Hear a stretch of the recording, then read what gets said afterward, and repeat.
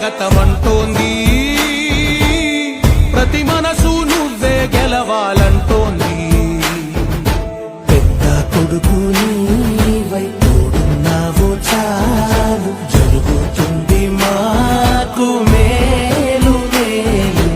ఇంటి పెద్ద నీవై నిలిచి ఉంటే చాలు, విలిసి పోవ రాష్ట్రమంతటా శాంతి క్రాంతి సంతోషాలు.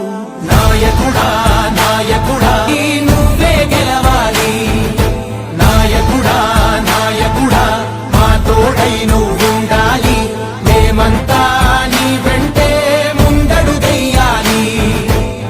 ప్రతి ఊరు నీ పరిపాలన కోరింది.